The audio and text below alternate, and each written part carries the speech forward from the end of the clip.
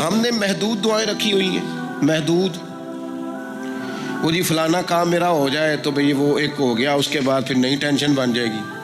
نہیں، میں جی بچوں کی شادی کر لوں جی پھر میں فارغ ہوں. آپ شادی کر کے دیکھیں، لاگو پتہ جائے گا کیسے فارغ ہوتے ہیں. آپ یہاں رکتے کیوں ہیں؟ آپ خدا سے عافیت کیوں نہیں طلب کرتے؟ اس کی بارگاہ سے وہ کیوں نہیں مانگتے کہ جو ایک قطرہ ملے تو دنیا اور آخرت کے سارے کام ہو جائے؟ اس سے اس کی رحمت کا سوال کرے، اس سے اس کے کرم کا سوال کرے. اللہ کی بارگاہ میں بھی حاضر ہونا اور جچی تلی اور جناب ناپ تول کر اور محدود چیزوں کا سوال کرنا، مالک سے مانگیں، اور وہ جب دیتا ہے تو دیتا بھی بے حساب ہی ہے. وہ جب عطا کرتا ہے تو کرم کے دروازے کھول کے عطا کرتا ہے، ورنہ تو ایک الجھن سے انسان نکلتا ہے دوسری میں الجھ جاتا ہے. ایک بزرگ تھے، ہر وقت اللہ سے عافیت مانگتے تھے، ہر وقت اللہ سے عافیت مانگتے تھے، ہر وقت عافیت مانگتے تھے. لوگوں نے پوچھا، لوگ ان کو صالح جانتے تھے، نیک سمجھتے تھے، کہ حضور آپ اور کوئی دعا مانگتے نہیں، عافیت ہی مانگتے ہیں. فرمانے لگے میں مانگا کرتا تھا شروع میں، بعد میں خیال آیا اور بھی دعائیں مانگا کرتا تھا، یہ احساس بعد میں نصیب ہوا. فرماتے میں مزدوری کرتا تھا، مال برداری کرتا تھا، ایک جگہ پہ ڈیوٹی کر رہا تھا تو تھک گیا، اور وہ جو کام لینے والے لوگ تھے ان کے رویہ بھی بڑا ترش تھا، تکلیف ہوئی. تو میں نے اپنے مالک کی بارگاہ میں عرض کی، مالک اگر 2 روٹی بغیر مجھے مشقت کے مل جائے دن میں تو تیری بارگاہ تو بڑی کریم ہے. کہتے ہیں میں نے یہ دعا مانگ لی. ذرا میں تھوڑا آگے بڑھا تو 2 بندے آپس میں لڑ رہے تھے، میں ان کی صلح کرانے کے لیے، انہیں بچانے کے لیے آگے بڑھا، تو میں جس کو چھڑا رہا تھا دوسرے نے میرے اوپر ضرب لگا دی، میرا بھی سر پھٹ گیا. تھوڑی دیر کے بعد وہاں پولیس آ گئی، وہ تینوں کو لڑنے والا سمجھ کے اٹھا کے لے گئے، مجھے جیل ہو گئی. 2 روٹیاں بغیر مشقت کے روز ملنی شروع ہو گئی. دعا مانگی تھی نا کہ یا اللہ 2 روٹیاں مل جائے نا بغیر مشقت کے، کہتے ہیں وہ 2 روٹیاں روز ملتی، کوئی کام نہیں کرنا پڑتا، پر جیل ہو گئی. فرماتے ہیں میں بڑا پریشان تھا، روز روٹیاں پابندی سے آتی اور بہترین آتی، کھانا ملتا. پھر کچھ عرصے کے بعد میں نے سوچا کہ یار یہ دعا تو قبول ہو گئی نا تیری، اب تو اگر اس پر کوئی الگ بات کرے گا تو وہ تو غلط کرے گا. کہتے ہیں پھر خود ہی میرے دل میں اللہ نے بات ڈالی اور میں نے عرض کی، مالک 2 روٹیاں نہیں، مجھے تو عافیت چاہیے، مجھے تو عافیت دے، میرے اوپر تو کرم فرما، تو نظر رحمت کر، جے ایک قطرہ بخشے مینوں،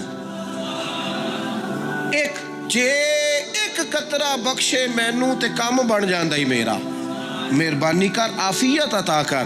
فرماتے پھر خدا نے کرم کیا، کہاں سے اسباب بنے میرے جیل سے چھوٹنے کے، کون کون میرے ضمانتی بنے اللہ ہی جانتا ہے. فرماتے ہیں دروازے بھی کھل گئے، رزق بھی ملتا ہے، صحت بھی میسر ہے، سجدہ بھی کر لیتا ہوں، سویرے تلاوت بھی کرتا ہوں، شام کو مدینے والے کی بارگاہ میں رج کے درود و سلام بھی عرض کرتا ہوں، میں ممکن ہوتا ہے تو کسی غریب کی داد رسی بھی کرتا ہوں. اب سمجھ آئی ہے، ربنا آتنا فی الدنیا حسنۃ وفی الآخرۃ حسنۃ وقنا عذاب النار. اب سمجھ آئی ہے رب سے جب بھی مانگنا ہے عافیت ہی مانگنی ہے. حضرت عباس بن عبد المطلب رضی اللہ تعالیٰ عنہ نبی پاک علیہ السلام کے پیارے چچا جان ہیں، عرض گزار ہیں، یا رسول اللہ صلی اللہ علیہ وسلم مجھے بتائیے میں اپنے رب سے مانگوں تو کیا مانگوں؟ تو حضور نے فرمایا رب سے عافیت مانگو. کہتے میں کچھ دن رکا، کچھ دنوں کے بعد پھر حاضر بارگاہ ہوا اور عرض کی، یا رسول اللہ صلی اللہ تعالیٰ علیہ وسلم مجھے بتائیے میں اپنے مالک سے مانگوں تو کیا مانگوں؟ تو حضور نے پھر فرمایا اللہ سے مانگنا تو عافیت مانگنا. بزرگ فرماتے ہیں یہ عافیت کیا ہے؟ عافیت یہ ہے کہ یا اللہ ظاہری پریشانیاں، باطنی پریشانیاں، اے اللہ ظاہر کے میل کچیل بھی دور ہو جائیں، باطن کے بھی دور ہو جائیں. اے اللہ ہر معاملے میں، ہر آزمائش میں، ہر دکھ میں ہمیں تیری پناہ نصیب ہو جائے. یہ عافیت ہے. اور صوفیہ کرام فرماتے ہیں عافیت سے بڑی نعمت کوئی نہیں اگر کسی کو میسر آئے تو، عافیت سے بڑا حسن کوئی نہیں اگر کسی شخص کو یہ نصیب ہو جائے. اور ایک اللہ والے نے تو ایک اور بڑا خوبصورت ترجمہ یہاں کیا ہے، وہ کہتے ہیں عافیت کا مطلب ہے دل کا قرار. आफियत का मतलब है बातन का सुकून, आफियत का मतलब है इंसान के मिजाज का हौसला, ठंडक, बुर्दबारी। इस बंदे को आफियत नसीब हो जाती है, गोया अल्लाह उसे सुकून की दौलत अता फरमा देता है। थोड़े पैसों में भी सुकून, बगैर शोहरत के भी सुकून, कोई बात मान ले तब भी सुकून, कोई धुतकार दे फिर भी सुकून, लोगों की गुड बुक में हो फिर भी सुकून। और अगर लोग सारे मुखालफत में आ जाएं तो चूँकि अल्लाह ने आफियत दी है फिर भी सुकून। अल्लाह ताला ने उन लोगों को करार की दौलत, अल्लाह से आफियत मांगी जाए। इसमें दुनिया की भी भलाई शामिल है, आखिरत की भी भलाई शामिल। नबी अकरम सल्लल्लाहु ताला अलैहि वसल्लम तवज्जो दिलाते कि अल्लाह से तुम आफियत मांगो, हमारा ना जी। क्योंकि सबसे बड़ा मसला रूहानी तरबियत का है। हमारे यहाँ बातें ढेर सारे लोगों को आती हैं और बहुत ज़्यादा आती हैं। मनसूबा बंदी करना, प्लानिंग करना, अपने मामलात को खुद से कैसे लेके चलना है, कैसे ठीक करना है, अपने हक़ में दुनिया को किस तरह कायल करना है, ये ढेर सारे लोगों को आता है। और अपने हक़ में दलाइल किस तरह कायम करने हैं, इसमें बहुत सारे लोग खुद कफ़ील होते हैं, उन्हें किसी से मुशावरत की भी ज़रूरत नहीं होती। लेकिन अल्लाह की बारगाह से अपना रिश्ता कैसे जोड़ना है, मालिक से करम का सवाली किस तरह करके होना है, अल्लाह से आफियत का सवाल कैसे करना है, ये चूँकि रूहानी तरबियत में हमारा मिजाज नहीं होता, लिहाजा हम उस तरफ जाते नहीं। हम वो अपनी मर्जी की चीज़ें, यानी वजीफ़ा पूछ के गए हैं एक साहब, कुछ अरसे के बाद आए हैं तो आके कहते हैं मौलाना साहब, पीर साहब या कारी साहब या फलां साहब, किसी से भी पूछ के गए, किस चीज़ को नेक आदमी जाना, फिर लौट कर आके कहते हैं कि आपने वजीफ़ा बताया था पर काम कोई नहीं हुआ। तो मैं तो साफ कहता हूँ और खुले दिल से कहता हूँ कि भाई वजीफ़ा आपको बताया था कि अल्लाह की रहमत मुतवज्जे होगी, खुदा की रहमत को आवाज़ देने के लिए वजीफ़ा दिया था। कोई भी वजीफ़ा रब को मजबूर तो नहीं ना कर सकता माज़ा।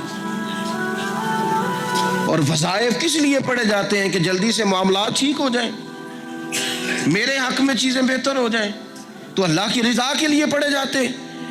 तो वज़ाइफ को, इबादात को, नवाफिल को, तिलावत को, दुरूद पाक को तो रज़ा इलाही का ज़रिया बनाना चाहिए। लेकिन हम चूँकि एक पूरा उलझाव रखते हैं अपनी दुनियादारी के मामला सीधे करने, एक पूरा खैर रखते हैं, वो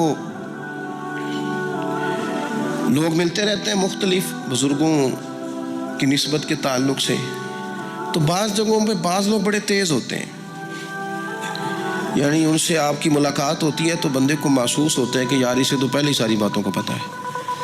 और कई दफ़ा उनसे मिलने के बाद एहसास होता है कि यार इससे तो थोड़ा सीख ही लेते तो बेहतर था, ये तो बात बड़ी आगे निकल गई। सारा पता होता है, बाशऊर होते हैं, लेकिन डर आता है अल्लाह से। इतना बाशऊर आदमी, समझदार, पंचायत, पर्या, लोग, दीन, दुनिया सारा पता है, नमाज का टाइम आ गया तो वो छुपता फिरता है। उसकी तबीयत पर बोझ बन रहा है माज़अल्लाह अल्लाह के हुजूर हाजिर होना, उसे खैर का काम करना पड़ रहा है तो वो इधर उधर निकलता जा रहा है। तो सवाल ये है कि फिर ये शऊर का क्या मतलब रखा हुआ है हमने? फिर अल्लाह से दुआ करने की ज़रूरत नहीं। वो हज़रत आरिफ़ रूमी रहमतुल्लाह ताला अलैह फरमाया करते थे, बाज़ लोगों को रब सारा कुछ देता है, सजदे की तौफीक नहीं देता।